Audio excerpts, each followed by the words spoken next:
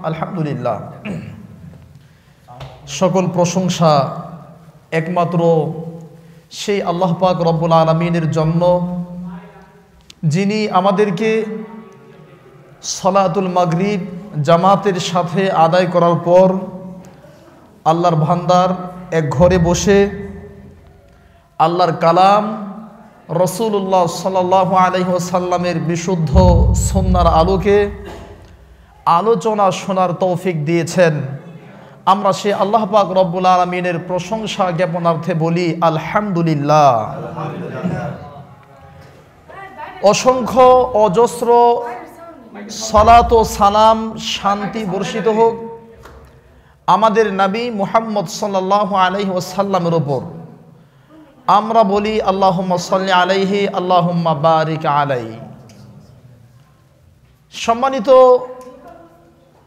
মুসলিম ভাই ও পর্দার আড়ালের আমার মা ও বোনেরা, আজকের সংক্ষিপ্ত আলোচনার বিষয় কিয়ামত এবং আমাদের প্রস্তুতি। কিয়ামত শব্দটি আরবি, এর অর্থ হচ্ছে সংগঠিত হওয়া, ঘটে যাওয়া। আল্লাহ রাব্বুল আলামিন তার কালামে মাজিদে সূরাতুল কিয়ামা নামে একটা সূরা নাজিল করেছেন। আল্লাহ বলেন, লা উকসিমু বিয়াউমিল কিয়ামা, আমি কসম করছি কিয়ামতের দিনের। তাহলে কিয়ামত মানে সংগঠিত হওয়া, ঘটে যাওয়া, পৃথিবী ধ্বংস হয়ে যাওয়া, এর নাম হচ্ছে কিয়ামত। সম্মানিত মুসল্লিবৃন্দ, পর্দার আড়ালের মা ও বোনেরা, আল্লাহ রাব্বুল আলামিন পৃথিবী সৃষ্টি করেছেন এবং এই পৃথিবী ধ্বংস করবেন, যার নাম হচ্ছে কিয়ামত। কিয়ামত অত্যন্ত গুরুত্বপূর্ণ, জটিল, কঠিন এবং ভয়ঙ্কর একটি বিষয় মুসলিম উম্মার জন্য। বিশেষ করে কিয়ামতের সময় যারা পৃথিবীতে অবস্থান করবে তাদের জন্য সময়টা বড় কঠিন হবে। সম্মানিত মুসল্লিবৃন্দ, পর্দার আড়ালের মা ও বোনেরা, আজকে আমরা এই সম্পর্কে সংক্ষিপ্ত আকারে যা বলবো তা হলো এই: কিয়ামত মূলত তিন প্রকার। এক, ব্যক্তির কিয়ামত। দুই, কোনো জাতির কিয়ামত। তিন, মহাবিশ্বের কিয়ামত। এই তথ্যটি কোরআন এবং সুন্নাহয় স্পষ্ট উল্লেখ নাই, এটা গবেষণা করে বিদ্বানগণ প্রমাণ করেছেন। তবে ব্যক্তির কিয়ামত সম্পর্কে আল্লাহর নবী সাল্লাল্লাহু আলাইহি ওয়াসাল্লাম বলেছেন, হাদিসটা সহিহ, মান মাতা, যে ব্যক্তি মারা গেল, ফাকাদ কামাত কিয়ামাতুহু, তার কিয়ামত শুরু হয়ে গেল। হাদিসটির সনদ সম্পর্কে কিছু সংখ্যক আলেমগণ মন্তব্য করলেও অধিকাংশ মুহাদ্দিসিনে কেরাম হাদিসটাকে সহিহ বলেছেন। তাহলে ব্যক্তির কিয়ামত, ব্যক্তির ইন্তেকাল করা। জাতি, যেমন ইহুদি একটা জাতি, এই পৃথিবীতে বৈধ জাতি হিসাবে তাদের থাকার সময় হলো 2000 বৎসর। এই তথ্যটি ইমাম ইবনে হাজার আসকালানী রহিমাহুল্লাহ ফাতহুল বারি সহিহ বুখারীর অন্যতম ব্যাখ্যা গ্রন্থ 4 নম্বর খণ্ড 449 নম্বর পৃষ্ঠায় উল্লেখ করেছেন। ইহুদি একটা জাতি, ইহুদি জাতি পৃথিবীতে বৈধ জাতি হিসাবে ছিল 2000 বছর।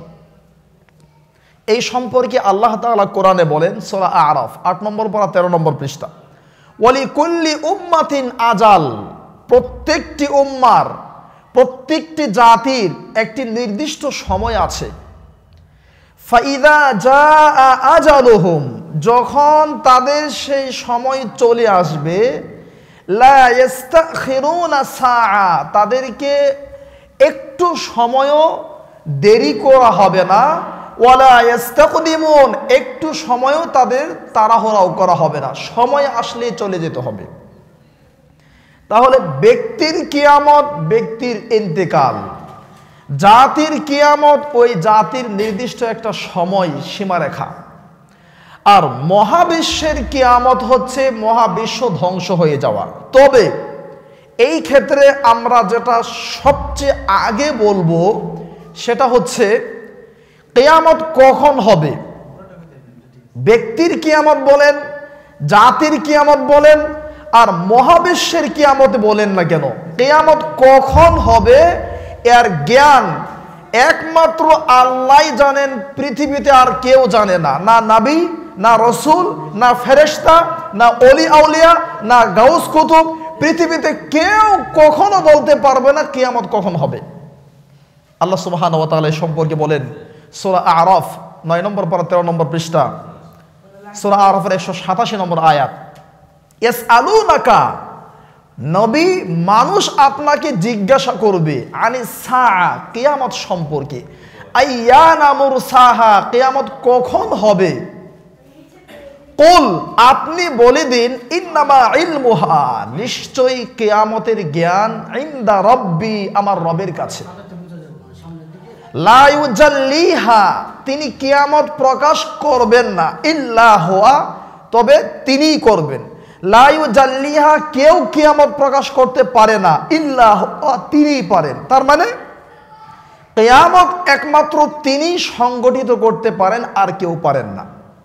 তবে আল্লাহ সুবহানাহু ওয়া তাআলা 1450 বছর আগে সূরা আম্বিয়ার 1 নম্বর আয়াত বলেছেন, ইকতারাবা লিন-নাস হিসাবুহুম, মানুষের হিসাবের সময়, কিয়ামত কাছাকাছি, ওয়াহুম ফি গফলা, অথচ তারা গাফেল, মুরিদুন, মুখ ফিরিয়ে এখানে সেখানে দৌড়াচ্ছে, কোনো খোঁজ খবর নেই। সূরা কমারের 1 নম্বর আয়াতে আল্লাহ বলছেন, ইকতারাবাতিস সাআ, কিয়ামত একেবারে সন্নিকটে, ওয়ান শাক্কাল কামার, এবং চাঁদ বিদীর্ণ হয়ে গিয়েছে। সম্মানিত উপস্থিতি, উল্লেখিত আয়াতগুলো প্রমাণ করছে কিয়ামত একবারে কাছাকাছি। তবে কখন হবে সেটা আল্লাহ ভালো জানেন। এই সম্পর্কে বিশ্বনবী মুহাম্মদ সাল্লাল্লাহু আলাইহি ওয়াসাল্লাম বলেছেন, বুইস্তু আনা, আমি নবী মুহাম্মদ, ওয়াস সাআ, এবং কিয়ামত, আমি নবী মুহাম্মদ এবং কিয়ামত পৃথিবীতে এসেছি এভাবে। অদম্মা সাব্বাবাতা ওয়াল বুস্তা, এই কথা বলে তিনি এই দুইটা আঙ্গুলের সম্পর্ক দেখালেন। এই দুই আঙ্গুলের সম্পর্ক যেমন, আমি এবং কিয়ামতের সম্পর্ক তেমন, মানে খুব বেশি দিন নাই। তো এরই ব্যাখ্যা 1450 চলছে। ওমা তাদরি নাফসুম মাযা তাকসিবু গাদা, একটা নফস, একজন মানুষ কি করবে আগামীকাল সেটা সে বলতে পারে না। ওমা তাদরি নাফসুম বিআই আরদিন তামুত, একজন নফস, একটা ব্যক্তি কখন কোথায় মারা যাবে সেটাও সে বলতে পারে না। আয়াতের তাফসিরে বিশ্বনবী সাল্লাল্লাহু আলাইহি ওয়াসাল্লাম বলেছেন, ইদা কাযাল্লাহু লিআবদিন, আল্লাহ যখন কোনো বান্দার ফায়সালা করেন, আইয়ামুতা লিআরদিন, যে সে অমুক জায়গায় মারা যাবে, জাআলা লাহু ইলাইহা হাজা, আল্লাহ তাকে সেই জায়গায় একটা প্রয়োজন সৃষ্টি করে দেন। আপনি হয়তো বলবেন, বাচ্চাটি যদি বাঁশের পুল বা কাঠের পুলে না যেত, অ্যাক্সিডেন্ট হতো না, মারা যেত না। কিন্তু আল্লাহর নবী বলেছেন বাচ্চার প্রয়োজন নেই, দরকার নেই, এমনিতে গিয়েছে, মানে আল্লাহ জাআলা লাহু ইলাইহা হাজা, সেখানে তার একটা হাজত তৈরি করে দিয়েছে, যে হাজতটা সে নিজেও বোঝে না, একমাত্র আল্লাহই জানেন। সম্মানিত উপস্থিতি, তাহলে ব্যক্তির কিয়ামত, মারা যাওয়া, আল্লাহ ভালো জানেন কখন সে মারা যাবে।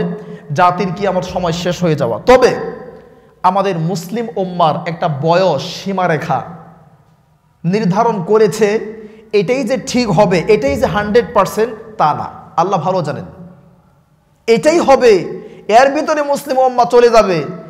এটা কোরআন এবং সুন্নাহর একটা গবেষণা। আমি আপনাদের সামনে সংক্ষিপ্ত আকারে বলবো, অনেকে বিতর্কিত করার চেষ্টা করে। সহিহ বুখারীর 2য় খণ্ডে হাদিসটা আসছে যে তোমাদের সময় আজালুকুম, তোমাদের সময় হচ্ছে মিন বাদি সালাতিল আসরি ইলা গুরুবিশ শামস, আসর থেকে সূর্যাস্ত পর্যন্ত। এর ব্যাখ্যায় কেউ কেউ বলছে 1000 বৎসর।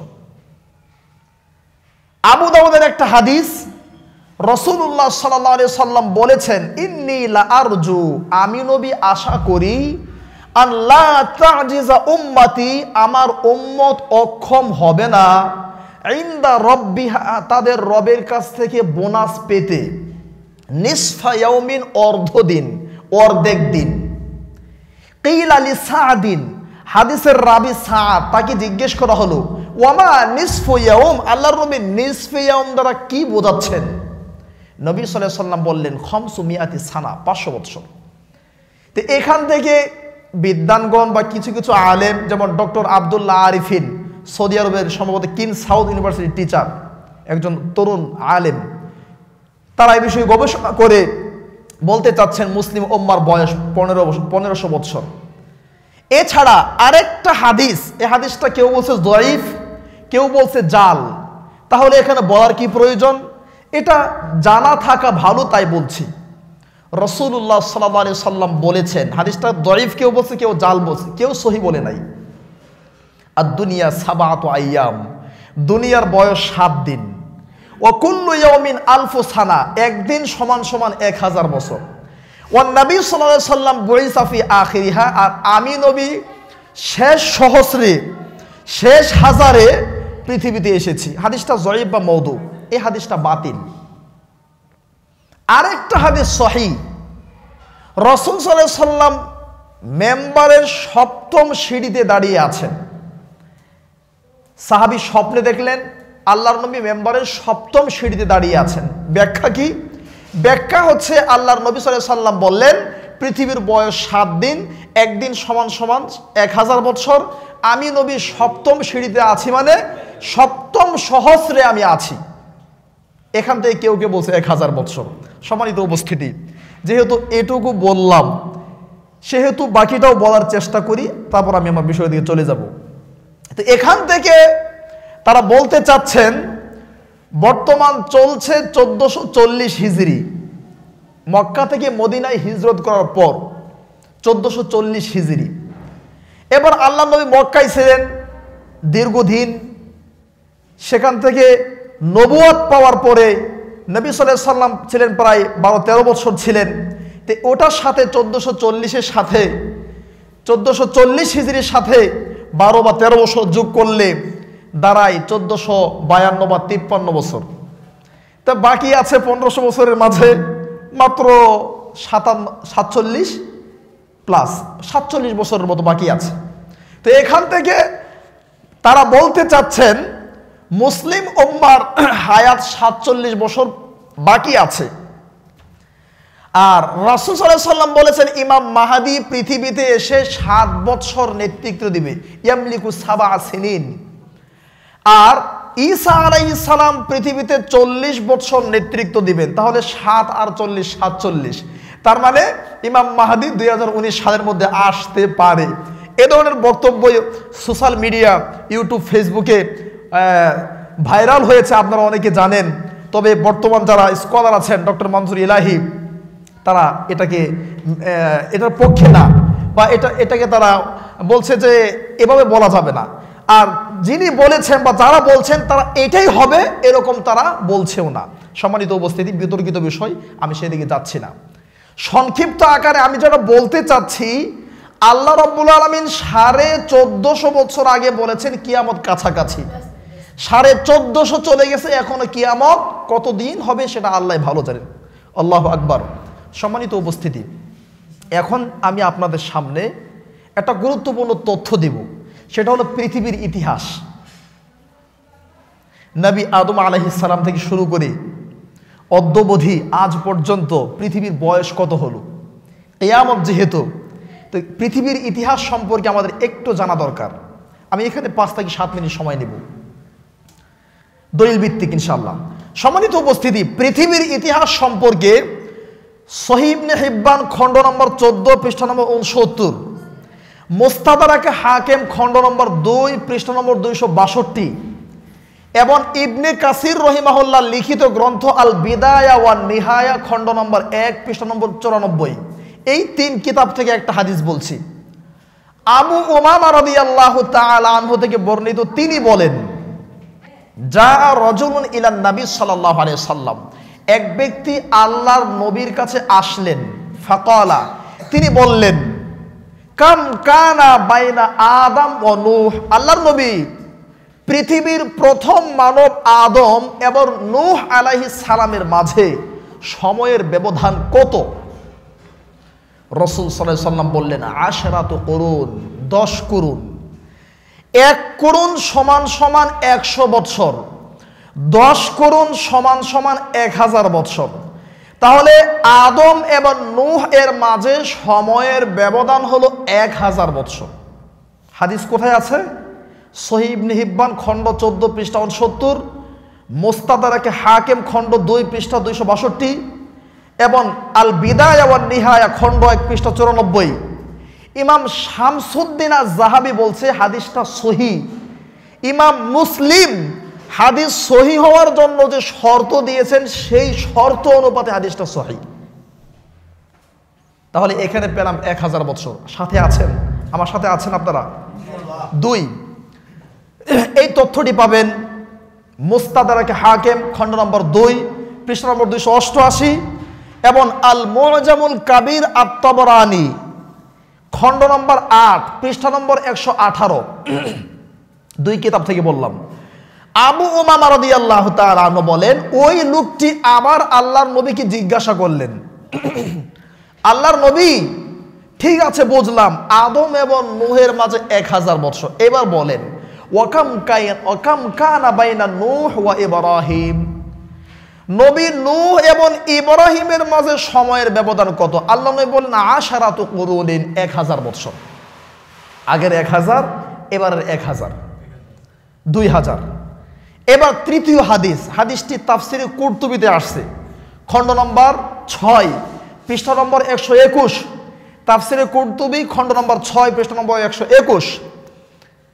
আব্দুল্লাহ বিন আব্বাস রাদিয়াল্লাহু আনহু বলেন, লোকটি জিজ্ঞাসা করলো, আল্লাহর নবী, ওয়াকাম কানা বাইনা ইব্রাহিম ওয়া মূসা, নবী ইব্রাহিম এবং মূসার মাঝে সময়ের ব্যবধান কত?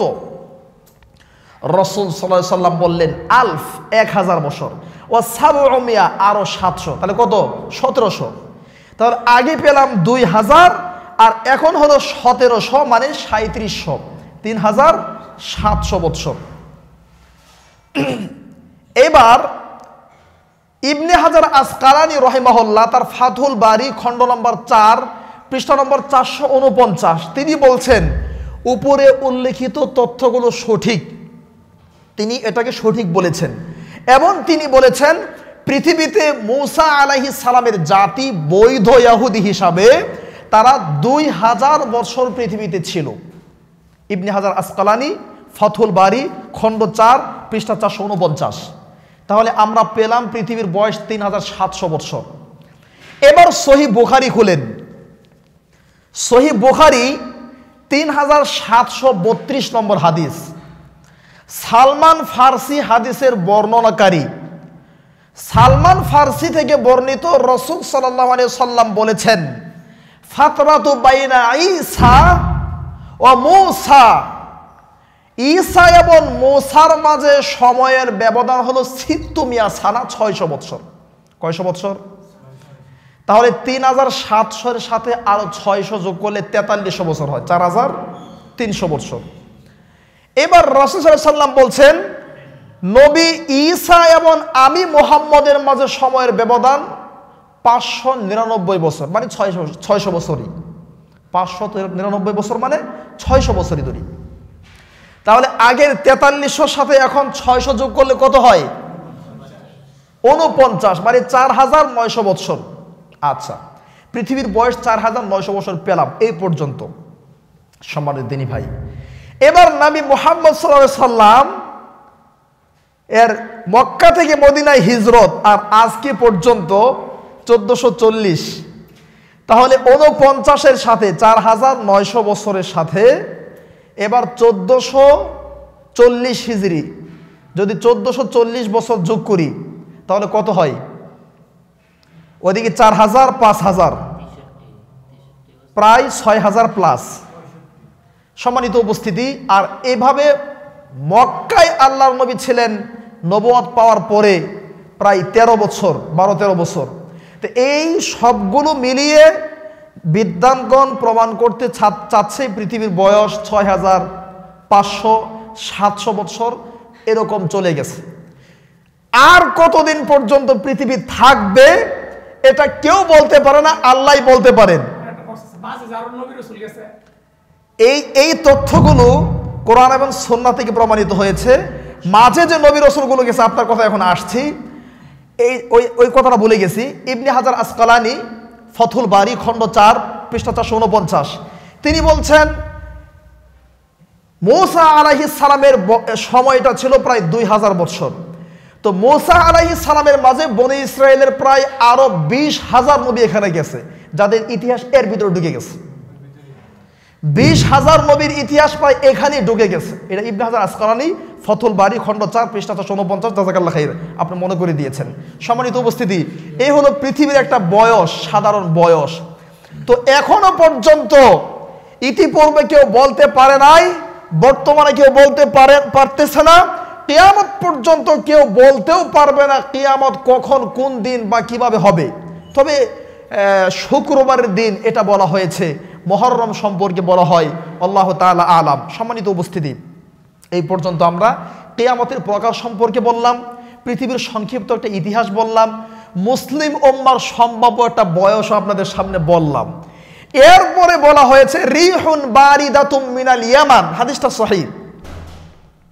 ইয়ামান থেকে ঠান্ডা একটা বাতাস আসবে, তাকবিজু রুহা কুল্লি মুমিন, তাকবিজু মানে কবজ করে নেবে, ওই বাতাসটা প্রত্যেক মুমিনের রুহকে কবজ করে নিয়ে চলে যাবে। তখন পৃথিবীতে আর কোনো মুমিন মুসলমান থাকবে না, থাকবে ইহুদি, খ্রিস্টান, নাস্তিক, ব্লগার, হিন্দু, বিভিন্ন কোয়ালিটির মানুষ পৃথিবীতে থাকবে, মুসলিম থাকবে না।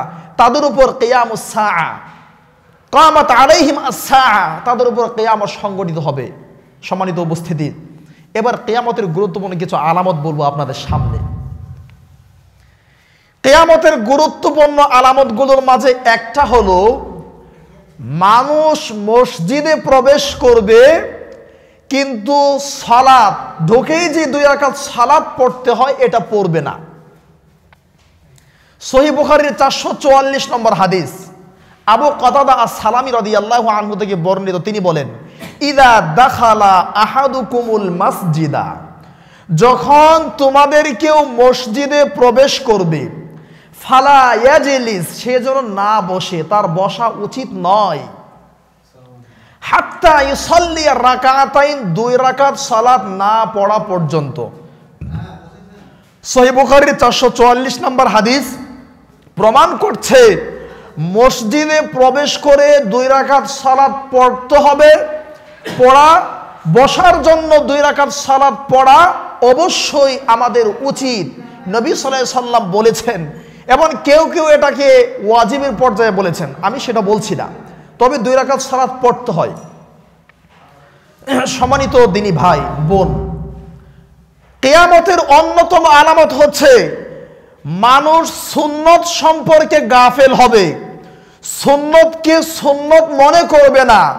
যার জ্বলন্ত দৃষ্টান্ত হচ্ছে হাজারো হাজারো, লক্ষ লক্ষ মসজিদে মুসল্লি সালাতের জন্য প্রবেশ করে কিন্তু 2 রাকাত সালাত পড়ে না, না পড়েই তারা বসে পড়ে। এটা হচ্ছে সুন্নাত সম্পর্কে তাদের গাফেলতি। আল্লাহ রাব্বুল আলামিন আমাদের সকলকে সুন্নতের বিষয়ে সতর্ক হওয়ার তৌফিক দান করুক, আল্লাহুম্মা আমিন। কিয়ামতের দ্বিতীয় গুরুত্বপূর্ণ আলামত হচ্ছে সহিহ বুখারী 4821 নম্বর হাদিস, আনাস রাদিয়াল্লাহু তাআলা আনহু বলেন, আন্না আহলা মক্কা, মক্কাবাসী, সাআলু রাসূলুল্লাহি সাল্লাল্লাহু আলাইহি সাল্লাম, আল্লাহর নবীকে বললেন, আইয়ুরিয়াহুম আয়া, একটা নিদর্শন দেখান তো। ফাআরাহুম ইনশিকাকাল কমার, অতঃপর আল্লাহর নবী হাতের আঙ্গুলের ইশারায় চাঁদকে দ্বিখণ্ডিত করে মক্কার কাফেরদেরকে আশ্চর্য নিদর্শন দেখালেন। এটা কিয়ামতের আলামত, এটা হয়ে গেছে, এটা হয়ে গিয়েছে। কিয়ামতের গুরুত্বপূর্ণ একটা আলামত, সহিহ বুখারী 3601 নম্বর হাদিস, আবু হুরায়রা রাদিয়াল্লাহু তাআলা আনহু বলেন, রাসূল সাল্লাল্লাহু আলাইহি ওয়াসাল্লাম বলেছেন, সাতাকুনু ফিতানুন, অচিরেই ফিতনা হবে। জুলুম, অত্যাচার, অন্যায়, অবিচার, নির্যাতন, হাহাকার, হানাহানি, মারামারি, কাটাকাটি, খুনাখুনি, রাহাজানি, দুর্নীতি, সন্ত্রাসী অচিরেই ব্যাপক আকারে হবে। এই ফিতনার সময় কারা ভালো মানুষ? তিনটি কথা বলেছেন। আল কাঈদ ফিহা খায়রুম মিনাল কায়েম, ফিতনার সময় যারা বাড়িতে বসে থাকবে তারা উত্তম যারা দাঁড়িয়ে আছে তাদের থেকে। দুই, ওয়াল কায়েম ফিহা খায়রুম মিনাল মাশি, যিনি দাঁড়িয়ে আছেন ফিতনার দিকে যাচ্ছেন না, এই লোকটা দ্বিতীয় নাম্বারের ভালো ওই লোকের চেয়ে আল মাশি, যিনি পায়ে হেঁটে যাচ্ছেন। মাশি মানে পায়ে হেঁটে যাওয়া। তিন, ওয়াল মাশি ফিহা খায়রুম মিনাস সাই, যিনি পায়ে হেঁটে যাচ্ছেন ফিতনার দিকে, এই লোকটা তুলনামূলক 3 নম্বর শ্রেণীর ভালো মানুষ। ওই ব্যক্তির চেয়ে আসাই, যে মোটর সাইকেলে করে গাড়িতে করে দ্রুত ফিতনার দিকে যাচ্ছে, চায়ের হোস্টেলে, চায়ের দোকানে, বিভিন্ন হোস্টেলে, পার্কে, সিনেমার হলে, থিয়েটার, কলেজ, বিশ্ববিদ্যালয়ে, বাজারে, বিভিন্ন জায়গায় বসে মানুষের গীবত, পরনিন্দা, একজনের দোষ আরেকজনের কাছে বলা, এগুলো যারা বরাবরই করে বিভিন্ন রকম ফিতনার সাথে জড়িত, আল্লাহর নবী সাল্লাল্লাহু আলাইহি ওয়াসাল্লাম বলছে তারা ভালো মানুষ নয়, যারা বাড়িতে বসে আছে তারাই ভালো মানুষ। বুখারীর হাদিস, উকবা ইবনে আমির রাদিয়াল্লাহু আনহু থেকে বর্ণিত, রাসূল সাল্লাল্লাহু আলাইহি ওয়াসাল্লামকে উকবা ইবনে আমির জিজ্ঞেস করলেন, আল্লাহর নবী, মান নাজা, মুক্তির উপায় কি? রাসূল সাল্লাল্লাহু আলাইহি ওয়াসাল্লাম 3টি কথা বললেন। এক, আমসিক আলাইকা লিসানাক, তোমার জিহ্বায় তালা লাগিয়ে দাও, তোমার জিহ্বার মধ্যে তালা মেরে দাও। এক। দুই, ওয়াল ইয়াসাকা বাইতুকা, তোমার বাড়িকে তোমার জন্য যথেষ্ট মনে করো। তিন, ওয়াবিকি আলা খাতিআতিকা, তুমি যে পাপ করেছো ওই পাপের জন্য আল্লাহর কাছে ক্রন্দন করো, কান্না করো। এই 3টা হলো মুক্তির উপায়। তাহলে ফিতনার সময় মানুষের কোয়ালিটি হবে 3টি। এক, বসে থাকবে, তারা একেবারে ভালো। 2, যারা দাঁড়িয়ে আছে মোটামুটি।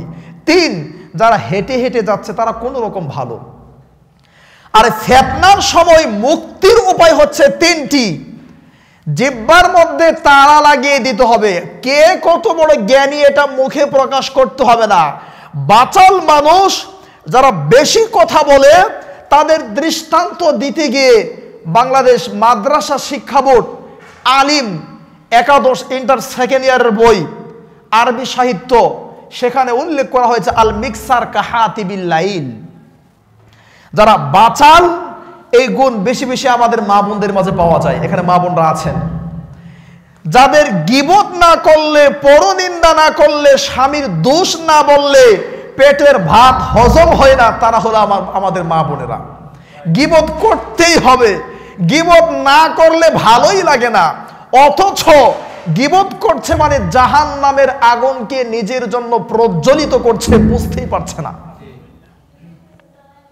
রাসূল সাল্লাল্লাহু আলাইহি ওয়াসাল্লাম বললেন জিহ্বায় তালা লাগাতে হবে, পাপের জন্য কান্না করতে হবে, আর বাড়িতে বসে থাকতে হবে। সম্মানিত দিনী ভাই, কিয়ামতের অন্যতম আরেকটি আলামত, সহিহ বুখারী 3604 নম্বর হাদিস।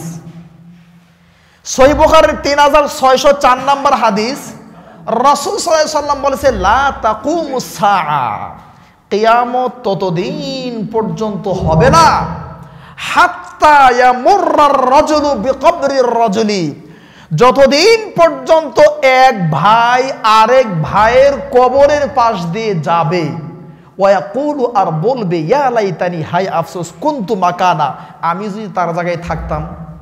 হাদিসের ব্যাখ্যা, হাদিসের ব্যাখ্যা হচ্ছে এই বাসাবো এলাকা থেকে আপনি আর আপনার আদরের 2 ছোট ভাই যাচ্ছেন বৌদ্ধ মন্দির। প্রতিমধ্যে রোড অ্যাক্সিডেন্টে 10 বছর আগে আপনার 2 ভাই শেষ। এবার আপনি শিল্পপতি, বাপের টাকায় খুব খুশি, আপনার চেয়ে খুশি আর কেউ নাই পৃথিবীতে, কারণ 2 ভাই মারা গেছে, সব আপনি পেয়ে গিয়েছেন। 10 বৎসর পরে আপনার ছেলে মেয়ে, আপনার স্ত্রী, আপনার পরিবার পরিজন, আত্মীয় স্বজন এত খারাপ হবে, এত নোংরা হবে, আচরণ এত নষ্ট হবে, তাদের আচরণে কষ্ট পেয়ে আপনি বলবেন ওই যে 2 ভাই কবরে শুয়ে আছে, ধন সম্পদ নিয়ে যায় নাই, তাদের কাছে গিয়ে বলবেন ইয়া লাইতানি, হাই আফসোস কুনতু মাকানা, 10 বছর আগে বৌদ্ধ মন্দিরের সামনে এই 2 জন অ্যাক্সিডেন্ট না হয়ে আমি যদি হতাম তাহলে কত না ভালো হতো। হচ্ছে না? হচ্ছে। অবস্থা খুবই খারাপ হচ্ছে, মানুষ তাই করছে, এত কষ্ট পাচ্ছে মানুষ। সম্মানিত উপস্থিতি, কিয়ামতের অন্যতম একটি আলামত পাথরে কথা বলবে। সহিহ বুখারী 3593 নম্বর হাদিস। রাসূলুল্লাহ সাল্লাল্লাহু আলাইহি সাল্লাম বলেছেন, তুকাতিলুকুমুল ইয়াহুদ, ইহুদিদের সাথে তোমাদের যুদ্ধ হবে। ফাতুসাল্লাতুনা আলাইহিম, ইহুদিদের উপর তোমাদের কর্তৃত্ব বিজয় হবে, তোমরা ক্ষমতা প্রয়োগ করবে। হাত্তা ইয়াকুলুল হাজার, যুদ্ধের ময়দানে ইহুদি মুসলিমের সাথে না পেরে পাথরের পেছনে গিয়ে পালাবে। হাত্তা ইয়াকুলুল হাজার, এমন কি পাথরে বলবে ইয়া মুসলিম, হে মুসলিম, হাযা ইহুদি মিন ওয়ারাই, এই যে আমার পিছনে ইহুদি পালিয়ে আছে, ফাকতুলু, একে হত্যা করো। পাথরে কথা বলবে। সম্মানিত উপস্থিতি, এটা এখনো হয়নি, তবে মনে হয় 3য় বিশ্বযুদ্ধের সময় হয়ে যেতে পারে, আল্লাহ ভালো জানেন। সম্মানিত উপস্থিতি, কিয়ামতের অন্যতম একটি আলামত, রাসূল সাল্লাল্লাহু আলাইহি সাল্লাম বলেছেন, তাফশুত তিজারা, ব্যবসা বাণিজ্য ছড়িয়ে পড়বে। হাত্তা তুইনাল মারআতু যাওজাহা, এমনকি মহিলারাও ব্যবসা বাণিজ্যে, পার্কে, দোকানপাটে, বিভিন্ন রকম উন্নত মার্কেটে, বিভিন্ন জায়গায় মহিলারা ব্যবসা বাণিজ্যে নেমে গেছে। কিয়ামত আর বেশি দূরে নাই। কিয়ামতের আলামত রাসূল সাল্লাল্লাহু আলাইহি সাল্লাম বলেছে, তাসলিমুল খাসসা, বিশেষ বিশেষ ব্যক্তিকে সালাম দিবে, মসজিদের সভাপতিকে সালাম দিবে, মাদ্রাসার পরিচালককে সালাম দিবে, বড় বড় উন্নত পর্যায়ের দায়িত্বশীলদেরকে সালাম দিবে।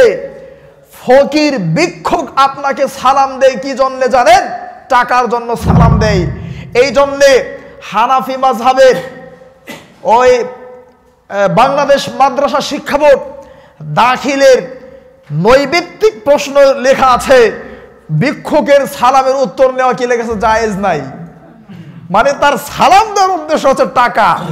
সম্মানিত উপস্থিতি, যদিও এটা বিতর্কিত মাসআলা, তাহলে মানুষ সালাম দিবে বিশেষ বিশেষ ব্যক্তিকে, অথচ আল্লাহর নবী সাল্লাল্লাহু আলাইহি সাল্লাম জান্নাতে যাওয়ার মাধ্যম হিসাবে সালামকে গ্রহণ করেছেন।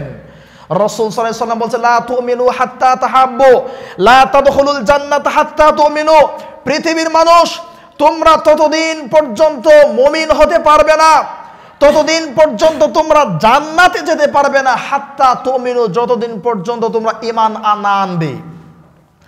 ওয়ালা তুমিনু, তোমরা ঈমানদার হতে পারবে না, হাত্তা তাহাব্বু, যতদিন পর্যন্ত একজন আরেকজনকে ভালো না বাসবে। ওয়ালা তাহাব্বু, ভালোবাসাও ততদিন পর্যন্ত হবে না। কতদিন পর্যন্ত? আফসুস সালামা বাইনাকুম, যতদিন পর্যন্ত নিজেদের মাঝে ব্যাপকভাবে সালামের প্রচলন না করবে। তাহলে জান্নাতে যেতে হলে ঈমান লাগবে, জান্নাতে যেতে হলে ঈমান লাগবে। ঈমান তৈরি করতে হলে একজন আরেকজনকে ভালোবাসতে হবে। ভালোবাসা তৈরি করতে হলে আই লাভ ইউ বললে হবে না, আসসালামু আলাইকুম রাহমাতুল্লাহ বলতে হবে। জান্নাতে যাওয়ার মাধ্যম হলো ঈমান, ঈমানকে শক্তিশালী করার মাধ্যম হলো ভালোবাসা, আর ভালোবাসা তৈরি করার মাধ্যম হলো সালাম, একটা আরেকটার সাথে শর্তযুক্ত। অথচ সালাম আমরা দিচ্ছি না। সম্মানিত উপস্থিতি, সালাম দিতে হবে, ছোট বড়কে সালাম দিবে, বড় ছোটকে সালাম দিবে। চলমান ব্যক্তি, গাড়িতে আরোহী ব্যক্তি চলমান ব্যক্তিকে সালাম দিবে, চলমান ব্যক্তি বসে থাকা ব্যক্তিকে সালাম দিবে, অল্প সংখ্যক বেশি সংখ্যককে সালাম দিবে, ফিতনার আশঙ্কা না থাকলে পুরুষ মহিলাকে, মহিলা পুরুষকে সালাম দিবে, আসসালামু আলাইকুম বিএন সাহেব কি করে আসলো, সালাম দিবে হুজুর রে, সালাম দিবে মসজিদের ইমামকে, মুফতি সাহেবকে, মুহাদ্দিস সাহেবকে, সালাম দিবে আব্বা আম্মাকে। আব্বা আম্মাকে সালাম দেওয়ার খবর নেই, মা বাবাকে সালাম দেওয়ার খবর নেই, শ্বশুর শাশুড়িকে সালাম দেয় আর বিএন সাহেবকে সালাম দেয়। নাউজুবিল্লাহ মিন যালিক। কিয়ামতের অন্যতম আলামত রাসূল সাল্লাল্লাহু আলাইহি ওয়াসাল্লাম বলেছেন, ইয়াতাকারাবুজ জামান, সময় সংক্ষিপ্ত হয়ে যাবে, মানুষ সময়ের মাঝে বরকত পাবে না। হাত্তা তাকুনু সানা, হাত্তা তাকুনা সানা কা শাহর, এক বছর এক মাসের মতো মনে হবে। ওয়া ইয়াকুনু শাহরু কাল জুমআ, এক মাস এক সপ্তাহের মতো মনে হবে। ওয়া ইয়াকুনুল জুমআতু কাসসাআ, এক সপ্তাহ এক ঘন্টার মতো মনে হবে।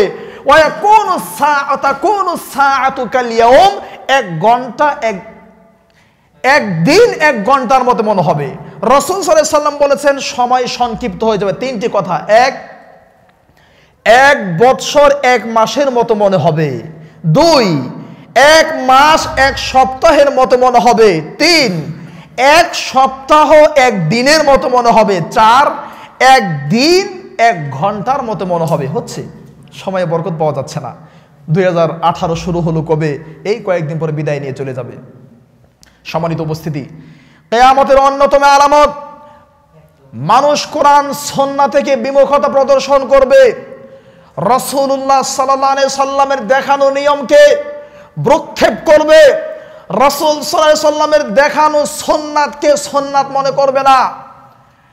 কোরআন এবং সুন্নাহ থেকে, বিশুদ্ধ আকীদা থেকে মানুষ দূরে সরে যাবে। এটা কিয়ামতের অন্যতম আলামত।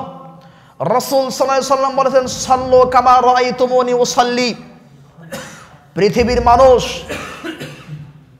আল্লাহর নবী পৃথিবীতে যখন আগমন করলেন, গোটা পৃথিবী জুলুম, অত্যাচারে, নির্যাতনে, গোমরাহিতে, ঈসা আলাইহিস সালামের ধর্ম বিকৃত হয়ে যাওয়ার কারণে একেবারে অন্ধকারচ্ছন্ন জাতি ছিল। নবী সাল্লাল্লাহু আলাইহি সাল্লাম সাহাবায়ে কেরামদের অক্লান্ত পরিশ্রমে, বজ্র বলিষ্ঠ কণ্ঠে, মাথার ঘাম পায়ে ফেলে, মাথার রক্ত ঝরিয়ে ইসলামকে প্রতিষ্ঠিত করে মৃত্যুর শেষ মুহূর্তে, সহিহ বুখারীর প্রথম খণ্ডের হাদিস, মৃত্যুর শেষ মুহূর্তে মাগরিবের সালাতের সময় আয়েশাকে বললেন, আয়েশা, মাগরিবের সালাতের সময় কি হয়নি? জি আল্লাহর নবী হয়েছে। ইন্তাজারান নাস, মানুষ, আল্লাহর নবী বেহুশ হয়ে পড়ে গেলেন। আবার হুঁশ ফিরে আসলো, আয়েশা, নামাজের সময় কি হয়নি? আল্লাহর নবী নামাজের সময় হয়েছে। আমার অজুর পানি দেওয়া হলো, অজু করলেন, বেহুশ হয়ে গেলেন। 3 বার বেহুশ হওয়ার পরে আল্লাহর নবী বললেন, মরু আবা বকর, আবু বকরকে বলো, ফাল্লিসাল্লি বিন্নাস, মানুষকে নিয়ে নামাজ পড়ুক, আমার দ্বারা হয়তো আর সম্ভব হবে না। আয়েশা রাদিয়াল্লাহু আনহা বললেন, ইন্না আবা বকর, আল্লাহর নবী আবু বকর রাজুলুন রাকিকুল কলবি, অন্তরটা একবারে নরম, ইয়ানি কি তিনি কেঁদে ফেলবেন, সালাত পড়তে পারবেন না। শেষ পর্যন্ত আবু বকর সিদ্দিক রাদিয়াল্লাহু আনহু নামাজে দাঁড়িয়ে গেলেন। আল্লাহর নবী তার ঘর থেকে নামাজের দৃশ্য দেখে কান্না করলেন। আয়েশা, এটা দুঃখের কান্না নয়, এটা কষ্টের কান্না নয়, এটা আনন্দের কান্না। এটা নবী মুহাম্মদ সাল্লাল্লাহু আলাইহি সাল্লামের 23 বছরের মিশনের ফলাফল। সেই সালাত কোন সালাত ছিল? সেই সালাত নবী সাল্লাল্লাহু আলাইহি সাল্লামের সালাত, যেই সালাতের বর্ণনা সাহাবীরা দিয়েছেন, যেই সালাত ইমাম বুখারী নকল করেছেন। আমার ভাই সালাত সম্পর্কে কথা বলতে বলেছেন, তাই বলছি। যেই সালাতের বর্ণনা ইমাম বুখারী দিয়েছেন, গত রাত্রের আগের রাত্রে কুরিল বিশ্বরোড প্রোগ্রাম ছিল, প্রায় 1.5 ঘন্টা, 1.25 ঘন্টা টক শোর মতো প্রোগ্রাম। বড় বড় পিএইচডি দাঁড়ি আলেম, আমি জানতাম না। একজন বড় আলেম আমাকে বলছেন, আপনি কি জানেন আমি অমুক আলেম? জি, আমি তো জানি না, আপনি আমার ওস্তাদের মতো। উনি বললেন, সহিহ বুখারীর 6306 নম্বর হাদিসটা বললাম, সাইয়্যিদুল ইস্তিগফার, তিনি বললেন বুখারীতে 700 জাল হাদিস আছে। আমাকে তিনি বললেন অমুক মাদানী মদিনা ভার্সিটি থেকে পড়াশোনা করে এসে বই লিখেছেন, সহিহ বুখারীতে 700 জাল হাদিস আছে। আমি বললাম বয়স 22 বছর, পড়াশোনা 14 বছর চলছে, আহলুল হাদিস ফ্যামিলিতে জন্ম, এখনো পর্যন্ত আল্লাহর কসম নিজের 14 বছর পড়াশোনায় কোনো কিতাবে পাইনি, কোনো বিদ্বানের কাছ থেকে এই কান দিয়ে শুনিনি, স্বপ্নেও কখনো দেখি নাই। সহিহ বুখারীতে জয়ীফ হাদিস আছে, কেউ কেউ জয়ীফ হাদিস বলার চেষ্টা করেছে, কিন্তু 700 জাল হাদিস হয় কি করে? আপনি আমাকে একটা জাল হাদিস শোনান। তিনি বললেন না, শোনাবো না। তিনি বললেন না, শোনাবো না, আপনি দেখে নেন। সম্মানিত উপস্থিতি, আশ্চর্য ভারাক্রান্ত হৃদয়ে বলতে হয় সেই সহিহ বুখারীর হাদিস আমরা আজকে আপনাদের সামনে আল্লাহর নবীর সালাতের একটা সংক্ষিপ্ত দৃশ্য দেখাবো। আমার বড় ভাই হুমায়ুন ভাই বলেছেন তাই। আল্লাহর নবীর সালাতের দৃষ্টান্ত হচ্ছে আল্লাহর নবী সাল্লাল্লাহু আলাইহি সাল্লাম যখন সালাতে দাঁড়াতেন, তার মৃত্যুর দিনে ওমর ইবনুল খাত্তাব রাদিয়াল্লাহু আনহু লাঠি দিয়ে কাতার সোজা করে দেন। সেই বাস্তব দৃশ্য ইমাম বুখারী রাহিমাহুল্লাহ সহিহ বুখারীর মূল ভলিউম, ভারতের প্রিন্ট মূল ভলিউম, 100 নম্বর পৃষ্ঠা, 21 নম্বর লাইন, 76 নম্বর অধ্যায়, 716 নম্বর হাদিসে উল্লেখ করেছেন। বাবু ইলজাকিল মানকিব বিল মানকিব, সালাতে মানকিবুন মানে কাঁধ। বিশ্বাস না হলে আরবি ডিকশনারি খুলেন, কাঁধের সাথে কাঁধ, ইলজাক মানে মিলানো।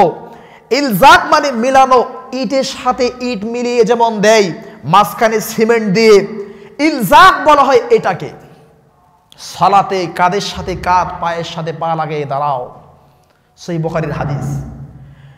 নোমান বিন বাশির রাদিয়াল্লাহু আনহু বলেন, রাআইতু রাজুলা মিন্না, আমরা সাহাবায়ে কেরাম দেখতে দেখতাম, ইউলজিকু কাবাহু বিকাবি সাহিবিহি, কাব মানে পায়ের পাতা নয়, ভুল, কাব হলো পায়ের পেন্ডলি, পায়ের গোড়ালি। আমরা সাহাবীরা একজন আরেকজনের পায়ের গোড়ালির সাথে গোড়ালি লাগিয়ে সালাত পড়তাম। সম্মানিত দিনী ভাই, যারা আমার কথায় কষ্ট পাবেন, আপনাদের কাছে হাত জোর করে ক্ষমা চাচ্ছি, কষ্ট পাবেন না, এগুলো আমার কথা না, আল্লাহর নবীর কথা অনুবাদ করছি। এখন আমি বলবো, যদি কেউ পায়ের সাথে পা, কাঁধের সাথে কাঁধ না লাগায়, কোনো আলেম ফতোয়া দিতে পারবে না, সাহস নাই যে সালাত হবে না, কেউ ফতোয়া দিতে পারবে না। স্পষ্ট বলে যাচ্ছি, যারা পায়ে পা, কাঁধে কাঁধ লাগাই না, তাদের সালাত হবেই হবে, কোনো সন্দেহ নাই, অবশ্যই হবে। তবে যারা লাগাচ্ছে তাদেরকে বিদ্রূপ করা যাবে না। আর আল্লাহর নবীর হাদিসের প্রতি যদি আপনার ভালোবাসা থাকে, তাহলে পায়ের সাথে পা, কাঁধের সাথে কাঁধ লেগে গেলে আপনি সরে যান কেন? একদিন ভুলে লাগান, একদিন কষ্ট হলেও লাগান না। যদি বিশ্বাস হয় আল্লাহর নবীর হাদিস, তাহলে হঠাৎ যদি কারো পায়ের সাথে পা লেগে যায়, আপনি পাটা সংকুচিত করেন কেন? একটু একদিন কষ্ট করে পড়েন। আমরা তো কখনো পায়ে পা, কাঁধে কাঁধ লাগাই না এবং পড়িও না কখনো। আল্লাহর নবীর যে হাদিসটা আছে, একদিন মানেন। সম্মানিত উপস্থিতি, এটা হলো সালাতের 1 নম্বর কথা। 2 নম্বর কথা হচ্ছে, ভুলে গেলাম, এটাই 1 নম্বর।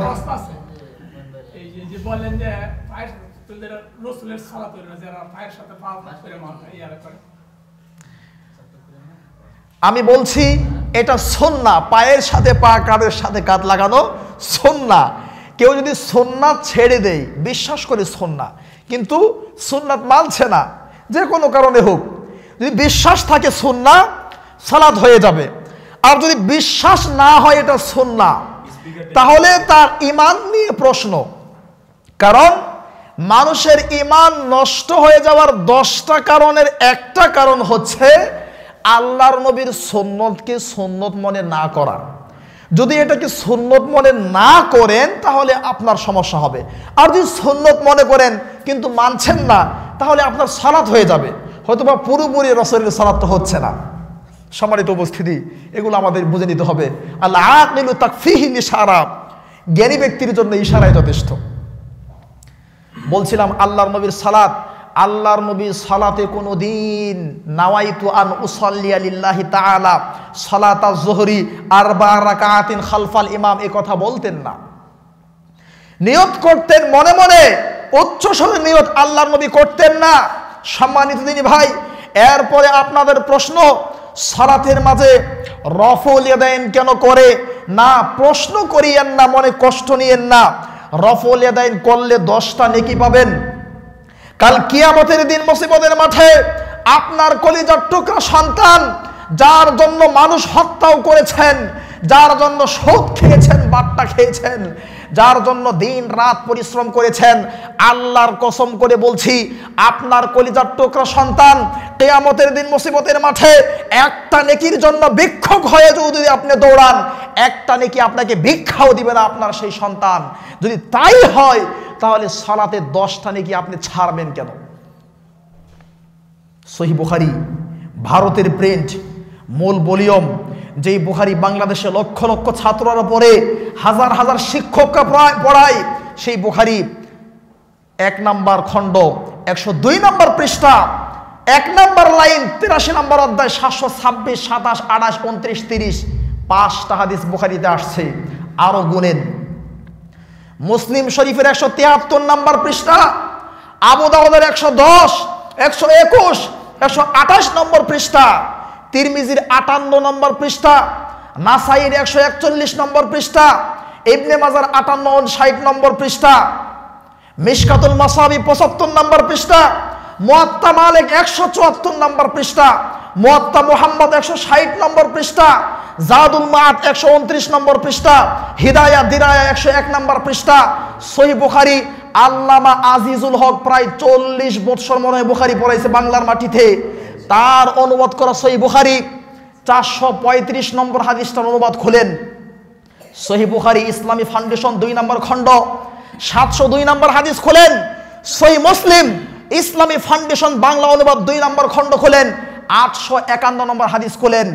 রফউল ইয়াদাইন সালাতে 4 জায়গায় করতে হয়, একবার করলে 10 নেকি। এই মর্মে 400 হাদিস বর্ণিত হয়েছে, 400 হাদিস। করেন, আল্লাহর নবীর সালাতকে মূল্যায়ন করেন। আল্লাহ তৌফিক দিক, আল্লাহুম্মা আমিন। বুকের উপর হাত ধরতে হয়, অসংখ্য হাদিস আছে। ইমাম বুখারী রাহিমাহুল্লাহ খুব চালাক মানুষ, তিনি এমন একটা হাদিস নিয়ে আসছেন, যেই হাদিস যারা বিরুদ্ধাচরণকারী তাদের একটা কঠিন জবাব হয়ে যায়। হাদিসটি পাবেন সহিহ বুখারী মূল ভলিউম, ভারতের প্রিন্ট, 102 নম্বর পৃষ্ঠা, 19 নম্বর লাইন, 87 নম্বর অধ্যায়, 731 নম্বর হাদিস। তিনি সেখানে জেরা বলছেন। জেরা যদি জেরাও ধরা হয়, আপনারা দেখছেন সোশ্যাল মিডিয়ার মাধ্যমে মানুষ দেখছে, আমরা যদি এভাবে সালাত পড়ি জেরা আলা জেরা, যদি কেউ ছেড়ে দেয় কিয়ামত পর্যন্ত আর টেনেও নাবিন নেছে নেওয়া যাবে না। বুকের উপরে যদিও থাকবে না, বুকের উপর থাকে না, বুকের উপর হাত ধরার অসংখ্য সহিহ হাদিস আছে। ইমাম বুখারী যে হাদিস নিয়ে আসছে জিরা আলা জিরা, এভাবে ধরে যদি কেউ ছেড়েও দেয় ওরে টেনেও নাবিন নিচে নামানো যাবে না, যাবেই না। সম্মানিত উপস্থিতি, রাসূলুল্লাহ সাল্লাল্লাহু আলাইহি ওয়াসাল্লামের সুন্নাহ, জীবন্ত সুন্নাহ আপনি মানুন। সালাতে জোরে আমিন বলা, আজকে আফসোস লাগে, মুসলিমরা মার খাচ্ছে, অধিকার বঞ্চিত হচ্ছে, মুসলিমদের কত সমস্যা ভুগছে। আজকে আমাদের সেদিকে কোনো কর্ণপাত করার সুযোগ নেই। আজকে জোরে আমিন বলাকে নিয়ে আমরা মারামারি করি। আরে জোরে আমিন না বললেও তো সালাত হবে, কে বলছে হবে না? জোরে আমিন বললেও সালাত হবে। তবে জোরে আমিন বললে রাসূলুল্লাহ সাল্লাল্লাহু আলাইহি সাল্লামের বিশুদ্ধ সুন্নাহ, শক্তিশালী সুন্নাহ দ্বারা প্রমাণিত, এর ফজিলত অনেক বেশি। সহিহ বুখারী মূল ভলিউম, ভারতের প্রিন্ট, 108 নম্বর পৃষ্ঠা, 6 নম্বর লাইন, 113 নম্বর অধ্যায়, 774 নম্বর হাদিস। রাসূল সাল্লাল্লাহু আলাইহি সাল্লাম বলেছেন, ইযা ক্বালাল ইমামু গায়রিল মাগদুবি আলাইহিম ওয়ালাদ-দাল্লিন ফাকুলু আমিন ফাইন্না মান ওয়াফাকা তা'মিনুহু তা'মিনাল মালায়েকা, যার আমিন ফেরেশতার আমিনের সাথে মিশে যাবে, গুফিরা লাহু মা তাকাদ্দামা মিন যামবি, তার সব পাপ মাফ, সগীরা গুনাহ। সুবহানাল্লাহ। এই নেকি থেকে কেন আমরা বঞ্চিত হচ্ছি? সম্মানিত উপস্থিতি, এইভাবে সালাতের মাঝে অসংখ্য বেদাত আমাদের মাঝে ঢুকেছে। আমরা সেগুলো সম্পর্কে সতর্ক হই। যেহেতু কিয়ামত সম্পর্কে আলোচনা, আমার ভাই সালাত সম্পর্কে কিছু বলতে বললেন, তাই বললাম। আল্লাহ আমাদের সকলকে আমাদের সালাত রাসূলুল্লাহ সাল্লাল্লাহু আলাইহি সাল্লামের সালাত হিসাবে যেন আমরা করতে পারি, আল্লাহ সেই তৌফিক দান করুক, আল্লাহুম্মা আমিন। কিয়ামতের অন্যতম আলামত রাসূল সাল্লাল্লাহু আলাইহি সাল্লাম বলেছেন, ইন্না মিন আশরাতিস সাআতি আইয়াতাবাহান নাসু ফিল মাসাজিদ। কিয়ামতের আলামত হচ্ছে মানুষ মসজিদ নির্মাণ নিয়ে গর্ব করবে। আমাদের মসজিদে অমুক টাইলস লাগানো হয়েছে, আমাদের মসজিদে এয়ার কন্ডিশন লাগানো হয়েছে, আমাদের মসজিদে সেটা লাগানো হয়েছে, এরকম গর্ব প্রকাশ করবে। কিয়ামতের আলামত, কিয়ামতের আলামত রাসূল সাল্লাল্লাহু আলাইহি সাল্লাম বললেন, ইয়াকুনু কওমুন ফি আখিরিজ জামান, শেষ জামানায় শেষ যুগে এমন একদল লোক আসবে, ইয়াখজিবুনা, যারা খিজাব করবে, তাদের মাথার পাকা চুল, মুখের পাকা দাড়ি, পাকা চুল এবং পাকা দাড়ি যারা খেজাব করবে, কালো করবে, বিসওয়াদি, কালো জিনিস দিয়ে, কালো মেহেদি দিয়ে, লা ইয়ারিহুনা রাইহাতাল জান্নাহ, এই হতভাগারা জান্নাতে তো যাবে না, জান্নাতের গ্রান পর্যন্ত পাবে না, এরা প্রথম চান্সে জান্নাতে যেতে পারবে না এবং জান্নাতের সুগ্রাণ পর্যন্ত পাবে না। কিয়ামতের আলামত। ভুলেও কখনো কালো মেহেদি ব্যবহার করবেন না। রাসূল সাল্লাল্লাহু আলাইহি সাল্লাম বলেছেন, লা তানতাফু শাইবা, পাকা দাড়ি পাকা চুল উপড়িয়ে ফেলো না, তুলে ফেলো না, ফাইন্নাহু নূরুল মুসলিম, এটা মুসলমানের নূর, তুমি এটাকে উপড়িয়ে ফেলো কেন? সুবহানাল্লাহ। সম্মানিত উপস্থিতি, কিয়ামতের অন্যতম আলামত রাসূল সাল্লাল্লাহু আলাইহি সাল্লাম বলেছেন, ইন্না মিন আশরাতিস সাআ, কিয়ামতের আলামত হচ্ছে আইয়ুরফাআল ইলমু, বিদ্যা উঠে যাবে, কোরআন সুন্নাহর বিদ্যা থাকবে না। যদি তাই না হয়, আপনার 3 বছর 4 বছরের ছোট্ট শিশু বাচ্চাকে সকালবেলার আরামের ঘুম হারাম করে, ফজরের নামাজ না পড়ে, মতিঝিল আইডিয়ালে নিয়ে আপনি সিরিয়াল ধরে বসে থাকেন। বাচ্চাকে মতিঝিল আইডিয়ালে পড়াতে হবে। মতিঝিল আইডিয়ালে পড়ানোর জন্য, উন্নত শিক্ষা দেওয়ার জন্য, উন্নত শিক্ষার বিরুদ্ধে আমরা কথা বলি না। আপনার সন্তান সায়েন্স পড়ুক, ফিজিক্স পড়ুক, কেমিস্ট্রি পড়ুক, জুওলজি পড়ুক, বায়োলজি পড়ুক, বোটানি পড়ুক, অসংখ্য বিদ্যা অর্জন করুক, কোনো সমস্যা নাই। Every man has an aim in life, a man without an aim in life is like a boat without rudder. আপনার ছেলে দেশের চিফ জাস্টিস হবে, আপনার ছেলে শিক্ষামন্ত্রী হবে, আপনার ছেলে আইনমন্ত্রী হবে, আপনার ছেলে ডাক্তার হবে, ইঞ্জিনিয়ার হবে, কোনো বাধা নেই। তবে সব শিক্ষার আগে, সব বিদ্যার আগে কোরআন সুন্নাহর তাওহীদের বিদ্যা আপনার কলিজার টুকরা সন্তানের কলিজায় ফুঁকিয়ে দিতে হবে। এটা আপনার দায়িত্ব ছিল, সেই দায়িত্ব আপনি পালন করেন না, এটা কিয়ামতের আলামত। বিদ্যা উঠে গেছে, বিদ্যা যাও আছে সেটা মানুষ প্রকাশ করে না, সঠিকটা প্রকাশ করে না। ওয়ায়াদখালুল জাহাল, মূর্খতা প্রবেশ করবে। ওয়ায়াজহারুজ জিনা, জেনা বেবিচার ওপেনলি হবে। জেনা যে করছে, জেনা যে করছে সে তো করেই যাচ্ছে। 2টা কুকুর যদি জেনা করে, 2টা কুকুর যদি একটা আরেকটার সাথে মিলন করে, 5 জন 7 জন লোকের সামনে পড়লে কুকুর চক্ষু লজ্জায় সেখান থেকে পালানোর চেষ্টা করে, আশ্চর্য হয়, অভিভূত হতে হয়, কিং কর্তব্য বিমূঢ় হতে হয়। আজকে আমাদের চক্ষু লজ্জা এত নিম্ন পর্যায়ে গিয়েছে, আমাদের চরিত্র এত অধঃপতিত হয়েছে। হাজারো হাজারো ছেলে মেয়ে একজন আরেকজনকে জড়িয়ে ধরে বসে আছে, চেপে ধরে বসে আছে, পার্কে, সিনেমার হলে, থিয়েটার, কলেজ, বিশ্ববিদ্যালয়ে। আরে রিকশার ভিতরেও জেনা হয়, প্রাইভেট কারের ভিতরে জেনা হয়। জেনা ঠেকাবে কে? 1 মিনিট তাকিয়ে আপনি দেখলে আপনাকে হুঙ্কার ছাড়বে, আমি অমুক, অমুকের বেটা, অমুক, অমুক দল করি বেটা। সম্মানিত উপস্থিতি, রাসূল সাল্লাল্লাহু আলাইহি ওয়াসাল্লাম বলছেন জেনা ব্যভিচার বেড়ে যাবে, বেড়ে যাচ্ছে। মোবাইলে ফোন দিয়ে বলছে, হুজুর মায়ের সাথে জেনা করেছি, শাস্তি কি হবে? আমিও তাকে চিনি না। আমার ছাত্র ফোন দিয়ে বলছে, ওস্তাদ জি, যেখানে খুতবা দেন এক মুসল্লি, নাম প্রকাশ করতে অনিচ্ছুক, খুব সম্মানজনক কাজ করেছে, নাউজুবিল্লাহ মিন যালিক, মায়ের সাথে জেনা করে বেয়াকুব ফোন দিয়েছে, মায়ের সাথে জেনা করেছে। আরে জেনা হবে না কেন? প্রাপ্ত বয়স্ক ছেলে মেয়ে স্ত্রী একসাথে বসে সিরিয়াল দেখে, একসাথে বসে ল্যাংটা ছবি দেখে, একসাথে বসে টেলিভিশন দেখে, যার ফলাফল দেখতে দেখতে এক পর্যায়ে সে নিজেকে নিয়ন্ত্রণ করতে পারে না, নিজে সেখানে মাঠে নেমে সেটা বাস্তবায়ন করে হচ্ছে। নাউজুবিল্লাহ। সুবহানাল্লাহ বললেও সমস্যা নাই। কেন নাই? সুবহানাল্লাহ মানে আল্লাহ পুত পবিত্র। এই যে নোংরা কাজটা করছে, এ থেকে আল্লাহ পুত পবিত্র। আল্লাহু আকবার, আল্লাহ বড়, তার মানে এগুলোর সাথে আল্লাহর কোনো সম্পর্ক নাই। সুবহানাল্লাহ আলহামদুলিল্লাহ তেমন কোনো পার্থক্য নাই। নাউজুবিল্লাহ, আল্লাহ আমাদেরকে রক্ষা করুক, আল্লাহুম্মা আমিন। সম্মানিত উপস্থিতি, সংক্ষিপ্ত আকারে হয়তোবা এটা আমার বিদায়ী ভাষণ। আল্লাহ সুবহানাহু ওয়া তাআলা আমার মতো অধমকে পৃথিবীর সবচেয়ে উন্নত বিদ্যার পীঠ রাসূলুল্লাহ সাল্লাল্লাহু আলাইহি সাল্লামের দেশ Madinah Munawwarah Islamic University of Al Madinah, সেখানে প্রায় 200 রাষ্ট্র থেকে মানুষ, সেখানে প্রায় 200 রাষ্ট্র থেকে মানুষ পড়াশোনা করে বাংলাদেশের দ্বিতীয় সেমিস্টার থেকে মাত্র 3 জন ছাত্রকে আল্লাহ কবুল করেছেন। তার মধ্যে আল্লাহ সুবহানাহু ওয়া তাআলা আমার মতো নগণ্য বান্দাকে কবুল করেছেন। আগামী 28শে ডিসেম্বর শুক্রবার বিকেল 3:50 আমার ফ্লাইট। আপনারা সবাই আমার জন্য দোয়া করবেন। যেটা বলতে চাচ্ছি, হয়তোবা আজকের এই ভাষণ 2018 সালের জন্য আমার বিদায়ী ভাষণ হতে পারে।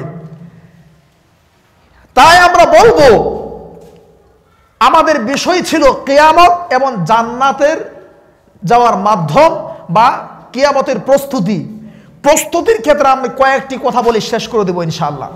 1 নাম্বার কথা বলবো, যদি প্রস্তুতি গ্রহণ করতে হয় তাহলে 1 নাম্বার আমাদের আকীদা শুদ্ধ করতে হবে। কারণ ইমাম মাহদী এবং ঈসা আলাইহিস সালাম এসে এই ভ্রান্ত আকীদার লোকদেরকে পিটিয়ে পিটিয়ে সমাজ থেকে বের করবে, হত্যা করবে। দাজ্জালও তাদেরকে ছাড়বে না, কারণ এরাই দাজ্জালের সাথী হবে। আকীদার মাঝে সবচেয়ে গুরুত্বপূর্ণ একটা আকীদা হচ্ছে আল্লাহ রাব্বুল আলামিন আকাশে আরশের উপর সমুন্নত আছেন, সমাসীন নয়। আল্লাহ আকাশে আছেন এই মর্মে প্রায় কোরআন মাজিদের 155টা আয়াত বিদ্যমান। আল্লাহর আকার আছে, আল্লাহ সকার, আল্লাহ নিরাকার নয়, এই মর্মে কোরআনের মধ্যে প্রায় 155টা আয়াত বর্ণিত হয়েছে। সম্মানিত উপস্থিতি, এর আগে আমরা জানবো, আমরা যে নিরাকার বলছি আল্লাহকে, নিরাকার মানে কি? নিরাকার একটা বাংলা শব্দ, এটাকে বোঝানোর জন্য আপনাকে বলছি, বাংলাদেশ সরকার কর্তৃক প্রকাশিত বাংলা একাডেমি ব্যবহারিক বাংলা অভিধান 690 নম্বর পৃষ্ঠা 2 নম্বর পেয়ারা 21 নম্বর লাইনটা খোলেন। নিরাকার মানে অবয়বহীন, দৃশ্যহীন, তার কোনো দৃশ্যতা নাই, তার কোনো স্রোত নাই। যদি বললেন আল্লাহ নিরাকার, তাহলে আল্লাহ অস্তিত্ব স্বীকার করা হবে। অথচ আমার আপনার প্রাণের ইমাম আবু হানিফা রাহিমাহুল্লাহ শরহ ফিকহিল আকবার 239 নম্বর পৃষ্ঠায় আল্লাহর অস্তিত্ব সম্পর্কে বলেছেন, ইয়াদুহু লা কায়াদিনা, আল্লাহর হাত আছে আমাদের হাতের মতো নয়। ওয়া ইয়ারা লা কারুয়াতিনা, তার চক্ষু আছে আমাদের চোখের মতো নয়। ওয়া ইয়াসমাউ লা কাসামঈনা, তার কান আছে আমাদের কানের মতো নয়। আমার আপনার প্রাণের ইমামের বক্তব্য আল্লাহ সকার, আল্লাহর যেমন আকার আছে তেমন আছে। আমার আপনার আকীদা এখানে ভুল। আসুন শুদ্ধ আকীদা গ্রহণ করি। আল্লাহ সুবহানাহু ওয়া তাআলার হাত আছে, আল্লাহর পা আছে, আল্লাহর চক্ষু আছে, আল্লাহর কান আছে, আল্লাহর অস্তিত্ব আছে। কেমন আছে আমরা জানি না। এই জন্য ইমাম মালিক রাহিমাহুল্লাহ 4টি কথা বলেছেন। 1, আল্লাহর অস্তিত্ব আছে, এটা মালুমুন, আমরা কোরআন হাদিস থেকে জানতে পেরেছি। 2, ওয়াল কাইফিয়াতু মাজহুল, কেমন আছে, কত লম্বা, কত চওড়া, কত মোটা, আস্তাগফিরুল্লাহ তবিলাই, এই কাইফিয়াতটা অজ্ঞাত, এটা কেউ বলতে পারবে না। 3, ওয়াল ঈমানু বিহি ওয়াজিবুন, আল্লাহর অস্তিত্বের উপর ঈমান আনা ওয়াজিব, আল্লাহর আকার আছে এ কথা বিশ্বাস করা ওয়াজিব। ওয়াসওয়ালু আনহু বিদআ, প্রশ্ন করা বেদাত। এই 4টা মূলনীতি খেয়াল রাখবেন। আল্লাহর আকার আছে, 1, কেমন আছে, যেমন থাকা দরকার, 2, ঈমান আনতে হবে, ঈমান আনা ওয়াজিব, 3, 4, প্রশ্ন করা বেদাত, প্রশ্ন করা যাবে না। সম্মানিত উপস্থিতি, আরেকটি গুরুত্বপূর্ণ বিষয়, আল্লাহ তাআলা আরশে সমুন্নত, সমাসীন নয়। আমরা কথাই কথাই বলি আল্লাহ আরশে সমাসীন, সমাসীন ভাষা চলবে না। সমাসীন মানে যিনি আসনের মুখাপেক্ষী, যদি সমাসীন বলেন তাহলে বোঝা যাবে আল্লাহ তাআলা বসার মুখাপেক্ষী, একটা কুরসির মুখাপেক্ষী, অথচ আল্লাহ কুরসির মুখাপেক্ষী নয়। সমাসীন শব্দটা বাংলা শব্দ। খুলুন বাংলা একাডেমি ব্যবহারিক বাংলা অভিধান 1124 নম্বর পৃষ্ঠা 3 নম্বর লাইন 1 নম্বর প্যারা, 1124 পৃষ্ঠার 3 নম্বর লাইন 1 নম্বর প্যারা। সমাসীন মানে যিনি আসন নিয়ে বসা আছেন, বলতে হবে সমুন্নত। সমুন্নত মানে কি দেখুন বাংলা একাডেমি ব্যবহারিক বাংলা অভিধান 1126 নম্বর পৃষ্ঠা 1 নম্বর প্যারা 6, 7 নম্বর 8 নম্বর লাইনে পাবেন। সমুন্নত মানে মর্যাদায় অধিষ্ঠিত। সম্মানিত উপস্থিতি, গুরুত্বপূর্ণ আরেকটা বিষয়, আল্লাহর আরশ সবচেয়ে বড় নাকি কুরসি সবচেয়ে বড়? বলেন, আল্লাহর আরশ সবচেয়ে বড়। এবার বলেন, আল্লাহর আরশ কি উপরে আছে নাকি কুরসি আরশের উপরে আছে? আরশের উপর কুরসি নাকি কুরসির উপর আরশ? বলেন তো। ভুল। বাংলাদেশ কেন, আমার গবেষণায় প্রায় 97 বা 96-8% শিক্ষিত, অশিক্ষিত, আলেম, গায়রে আলেম প্রায় সবাই বলে আল্লাহর আরশের উপর কুরসি আছে। না, কুরসি আল্লাহর আরশের নিচে। খুলেন আল আকিদা আল ওয়াসিতিয়া খণ্ড নম্বর 1 নম্বর খণ্ড, ব্যাখ্যা করেছেন শেখ সালেহ ফাউজান আল ফাউজান। উল্লেখ করা হয়েছে কুরসি হলো মাউজিউ কদামাই আর রব্বি, রবের 2 পা রাখার জায়গা। কুরসি মানে চেয়ার, চেয়ার এখানে অর্থ নয়। কুরসি মানে রবের 2 পা রাখার জায়গা। আল্লাহর 2 পা রাখার জায়গার নাম হলো কুরসি, আর কুরসি হলো আরশের নিচে। তাহলে বলবেন আল্লাহ আরশে থেকে আরশ টপকিয়ে 2 পা কুরসির মধ্যে দিয়ে কিভাবে রাখেন? একটু আগে বলছি প্রশ্ন করা যাবে না, প্রশ্ন করা বেদাত। এবার কোরআন থেকে দলিল নেন, কোরআন থেকে দলিল নেন। আয়াতুল কুরসি খুলেন, ওয়াসিআ কুরসিয়ুহু, তার কুরসিটা, আল্লাহর কুরসিটা প্রশস্ত হয়ে আছে। কোথায়? ওয়াসিআ কুরসিয়ুহু সামাওয়াতু ওয়াল আরদ, আল্লাহর কুরসি আকাশ এবং জমিনের উপরে আছে। আল্লাহর কুরসি আরশের উপরে আছে, কথা বলা নাই, আছে? নাই। আল্লাহর কুরসি ওয়াসিআ কুরসিয়ুহু, তার কুরসি প্রশস্ত হয়ে আছে আলা সামাওয়াতি ওয়াল আরদি, আকাশ এবং জমিনের উপরে। আরশের উপরে এ কথা বলা নাই। আরশ তাহলে সবচেয়ে উপরে। আরশ আল্লাহর সবচেয়ে বড় সৃষ্টি। আরশ আল্লাহর সবচেয়ে উপরের অবস্থান করা সৃষ্টি। এই বিষয়ে আমাদেরকে আকীদা ঠিক রাখতে হবে। হয়তো আলোচনা দীর্ঘ করার সুযোগ নেই, কয়েকটি প্রশ্ন আছে, প্রশ্নগুলো করি আমরা শেষ করব। এক ভাই প্রশ্ন করেছেন, দাড়ি কাটা ও ছাঁটা সম্পর্কে কিছু বলুন। দাড়ি কাটা ছাঁটা দুটাই বড় গুনাহ, কারণ দাড়ি রাখা ওয়াজিব, ফরজ। আল্লাহর নবী যে ভাষাগুলো ব্যবহার করেছেন সবগুলো ফরজের পর্যায়ে। ফরজ, খালিফুল মুশরিকিন, বুখারীর হাদিস, মুশরিকদের বিরোধিতা করো। আউফারুল লুহা, দাড়িকে ছেড়ে দাও। ওয়াহফুস শাওয়ারিব, মুসকে কেটে রাখো। দাড়িকে ছাড়া মানে দাড়িতে হাত দেওয়া যাবে না। দাড়িতে কাটা তো দূরের কথা, হাত দেওয়াই যাবে না। কাটার জন্য হাতই দেওয়া যাবে না। অথবা এই বিষয়ে সতর্ক থাকতে হবে। দাড়ি কাটা বড় পাপ। দাড়ি কাটা থেকে আল্লাহ আমাদের সকলকে হেফাজত করে, আল্লাহুম্মা আমিন। খুতবা দেওয়ার সঠিক নিয়ম কি? দাঁড়িয়ে না বসে। খুতবা দেওয়ার সঠিক নিয়ম সম্পর্কে সহিহ বুখারীর হাদিস, হাদিস নাম্বার সম্ভবত 924 নম্বর হাদিস। আব্দুল্লাহ বিন ওমর রাদিয়াল্লাহু তাআলা আনহু থেকে বর্ণিত, রাসূল সাল্লাল্লাহু আলাইহি সাল্লাম কানান নবী সাল্লাল্লাহু আলাইহি সাল্লাম ইয়াখতুবু খুতবাতাইনি, তিনি দুইটি খুতবা দিতেন, ওয়া ইয়াকুদু বাইনাহুমা, দুই খুতবার মাঝে তিনি বসতেন। বোঝা যাচ্ছে আল্লাহর নবী খুতবা দাঁড়িয়ে দিতেন। আল্লাহর নবী দুই খুতবা দিতেন, খুতবার মাঝে বসতেন। অত্র বিবরণ থেকে বোঝা যাচ্ছে তাহলে তিনি দাঁড়িয়ে খুতবা দিতেন। যদি দাঁড়িয়ে না থাকতেন তাহলে বসার কি প্রয়োজন ছিল? বসেই তো আছেন।